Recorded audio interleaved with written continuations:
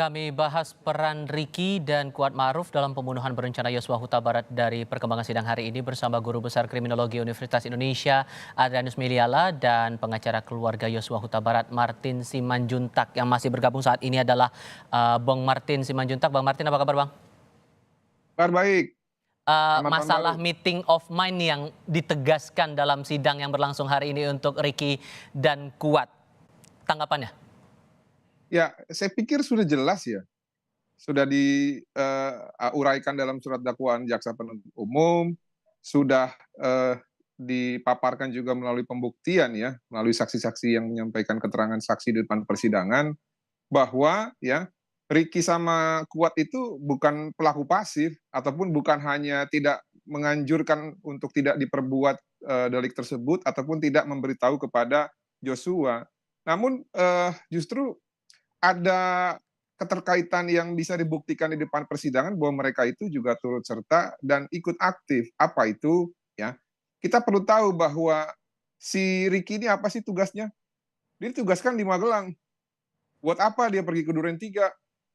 Ya, dan pasca dia diberitahukan untuk diminta bantuan untuk menembak Joshua apabila Joshua melawan, dia justru ngikut ke Duren 3 bersama-sama Putri Chandrawati. Kalaupun dia tidak ataupun sungkan untuk menganjurkan kepada Verdi Sambo untuk tidak melakukan hal tersebut, ataupun dia tidak tega menghabisi nyawa kawannya, dia bisa kabur kok.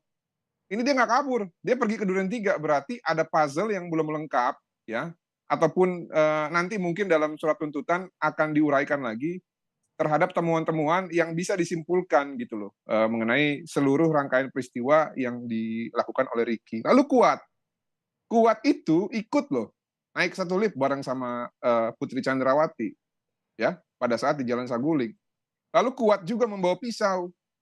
Lalu Kuat juga yang menganjurkan kepada Putri Chandrawati ya untuk menelpon suaminya, ya, yang dengan mengatakan bahwa jangan sampai ada duri dalam daging dalam keluarga.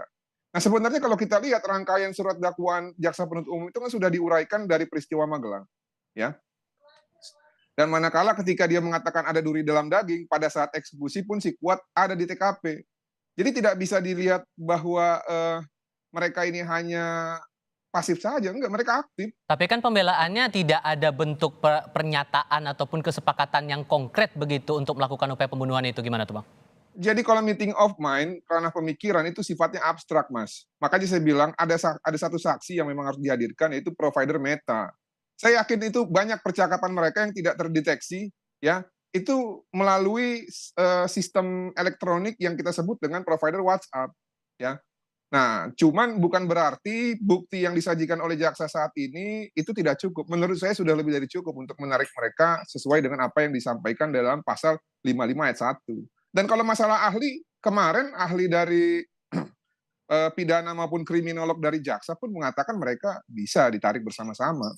Nggak Oke, masalah, nanti tinggal hakim saja yang menimbang ahli Oke. mana yang akan digunakan sebagai pertimbangan. Nah, Demikian, terima sekarang kasih. sudah bergabung bersama kami nih Pak Adrianus Meliala. Pak Adrian, apa kabar Pak? Kabar baik, terima kasih.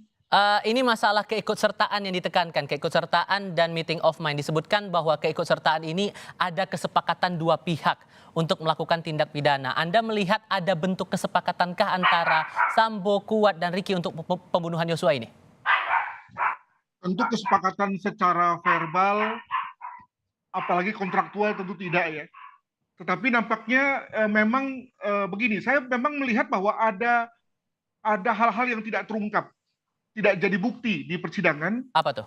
Namun itu justru yang menjadi titik kuncinya, yakni percakapan-percakapan yang apakah itu misalnya melalui pesan WA atau melalui percakapan langsung melalui VoIP misalnya, yang kemudian justru menjadi alasan mengapa tadi dikatakan oleh Pak Martin, mengapa Riki datang ke Jakarta, mengapa Riki mengatakan bahwa ingin menabrakkan mobil kepada Yosua, ya, dan seterusnya. Itu menurut saya di luar pattern.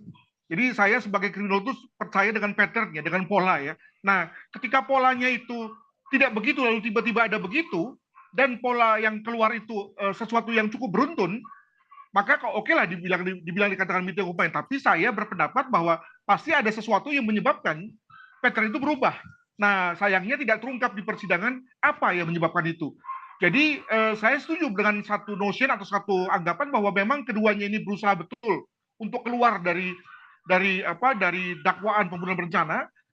Namun kalau hanya mengandalkan pada status bahwa yang bersangkutan adalah orang bawahan dari Sambo, di mana kalau sebagai bawahan dia kemudian amat tersubordinasi dan tidak memiliki peran apapun, itu menurut saya akan amat lemah, ya, apalagi ditandai dengan beberapa hal yang tadi disebutkan oleh Pak Martin maupun yang saya juga katakan. Demikian. Oke, kalau melihat dari fakta persidangan hari ini, disebut bahwa tidak ada upaya meeting of mind, kesepakatan antara banyak pihak untuk melakukan upaya pembunuhan berencana.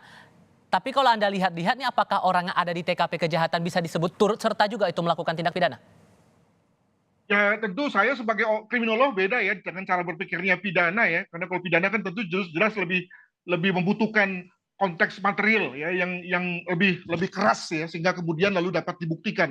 Saya sebagai kriminolog tentu berpikirnya bahwa kalau sampai ada orang yang ada di TKP di luar dari polanya ya, tadi dikatakan oleh Pak Martin misalnya bahwa si Ricky ikut serta hadir ke Tanjung Duren Duren 3 maaf gitu ya.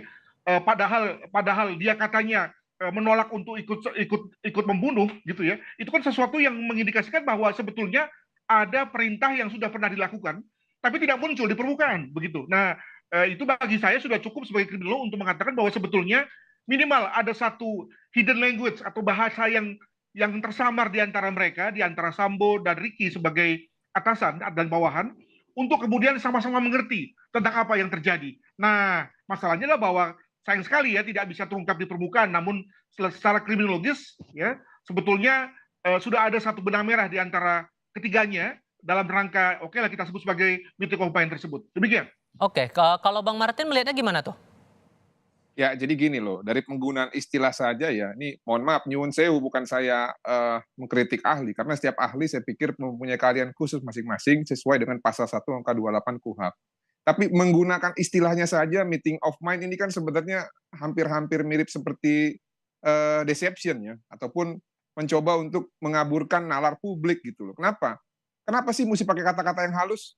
Dan kenapa harus ada kata harus ditemukan gitu loh. Nah, ini maksud saya, ini bahasa yang terlalu tinggi, tinggal aja bilang bahwa memang apakah ada kesepakatan bersama gitu ya yang tertulis. Nah, kalau itu yang dicari, saya pikir nggak usah penegak hukum yang menghukum, hukum adat aja yang hukum kalau mau sesimpel itu. Ini kejahatan bukan kejahatan pidana umum biasa, walaupun memang peristiwa-peristiwa yang sering terjadi biasa. Cuman orang yang ada di sini siapa sih? Ya, satu Indonesia kita ditipu di awal. Nah, kita mau menggunakan metode yang sama seperti kita nangkap maling ayam atau nangkap pencuri TV gitu, ketangkap tangan, nggak bisa. Nah, makanya memang alat bukti ahli ini ataupun ahli ini kan ini variatif ya. Ada yang meringankan terdakwa ataupun menguntungkan terdakwa, ada juga yang memberatkan terdakwa. Kalau saya dalam hal ini lebih setuju kita gunakan yang disampaikan oleh ataupun yang dihadirkan oleh jaksa penuntut umum. Sudah jelas intinya. Dan kita pun sebagai orang awam sudah bisa melihat itu. Nah, tadi saya setuju apa yang disampaikan Pak Adrianus. Memang kalau pendekatan hukum pidana itu kan unsur-unsur pasal, ya. Namun bukan berarti itu serta-merta harus diabsorb. Kemarin ada ahli pidana juga yang mengatakan bahwa 4 orang ini, termasuk Icat ya 5 orang, itu sudah memasuki unsur berencana ataupun pembuktian dari dari pembunuhan berencana tersebut. Ya sudah, nanti tinggal hakim saja mau pilih yang mana gitu loh. Dan didukung oleh ahli kriminolog yang menurut saya tidak perlu diragukan lah, Profesor Dr. Muhammad Mustafa, bahwa ini 340 barang ini bukan 338 dan semua masing-masing itu masuk requirement dalam konstruksi surat dakwaan yang disampaikan oleh jaksa penuntut umum. Demikian, terima kasih. Oke, ahli pidana dibawa oleh Kuat Ma'ruf. Kita juga lihat tadi dalam persidangan hari ini juga ada ahli psikologi forensik yang dibawa oleh pihak Ricky Rizal. Anda menyoroti apa dari pernyataan dari ahli forensik ini? Saya tuh kalau nggak salah ya, sekilas saya baca di media bahwa Ricky itu dalam keadaan tertekan ya kalau nggak salah ya, dalam keadaan tertekan sehingga tidak bisa menentukan sikap yang semacam tegas lah gitu ya. Nah, sah-sah saja kalau menurut saya. Nanti tinggal apakah dia akan dijadikan pertimbangan oleh hakim atau tidak. Namun ada beberapa hal yang memberatkan Ricky, seperti yang saya sampaikan tadi di awal. Dia itu tugasnya di Magelang. Ngapain dia ke Duren 3, ya kan? Terus yang kedua, ada perintah ya untuk menabrakkan mobil tadi ke sisi kiri, mobil Lexus. Lalu yang ketiga, dia mengetahui ada upaya pembunuhan terhadap Joshua, tapi menganjurkan untuk tidak melakukan ataupun memberitahukan kepada yang bersangkutan untuk lari, itu tidak dilakukan. Nah, sebenarnya ada satu lagi, dianya aja yang kabur. Ini dia kan nggak kabur, justru ngikut ke Duren 3. Berarti dia menghendaki ataupun disebut dengan offset ataupun Welen en Weten itu kalau dalam bahasa Belandanya, ya.